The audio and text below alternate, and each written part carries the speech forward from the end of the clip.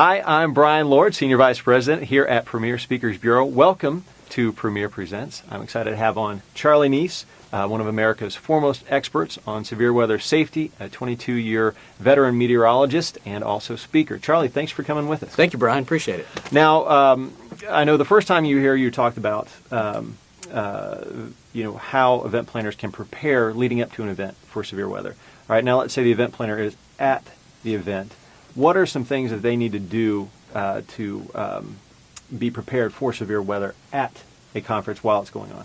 Well, the first thing you need to do is have a general awareness of the risk for that day. And fortunately, there's a branch of the National Weather Service called the Storm Prediction Center that every day has a map and highlights risks for severe weather across the entire country.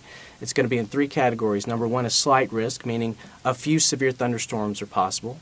Number two, a moderate risk. And generally, once you get into the moderate category, if your area is in a moderate category, you can expect to see severe weather, and you also can expect to see some tornadoes.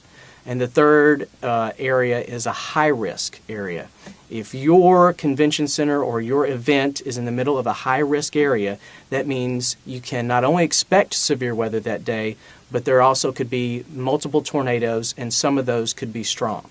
So you need to have a situational awareness. The best way to do that, in general, media outlets the night before the event, local media outlets will be getting the word out if they expect severe weather, if it's a higher risk day.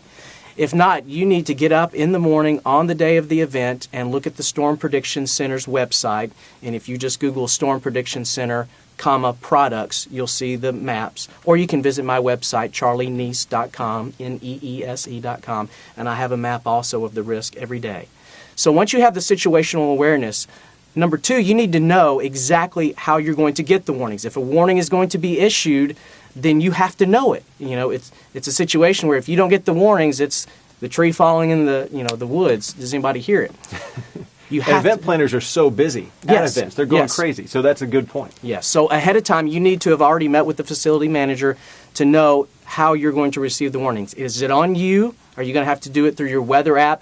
A couple of great weather apps are iMap Weather Radio and also MyWarn for smartphones.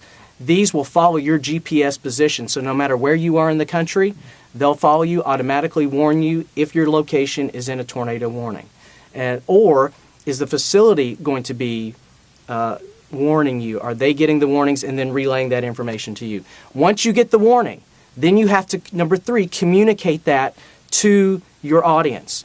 And so in the preparation, you should already know what the plan is. So you get up and you communicate it, or is it going to be your MC that's going to communicate it? And you have to be specific at this point.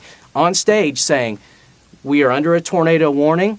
We're going to take our necessary precautions now.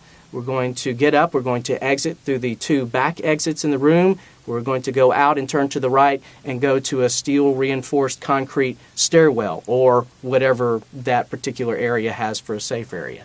And you have to communicate that, but you have to know who's going to do that. Is it you? Is it your MC? Or are you going to have somebody come in from the hotel and do that? Charlie, this is great information. Thanks so much, and thanks for the apps too, specifically. Yes. Those are very helpful on your website as well. So thanks for coming on. Also, if you're watching this, make sure to subscribe to this channel for more great interviews.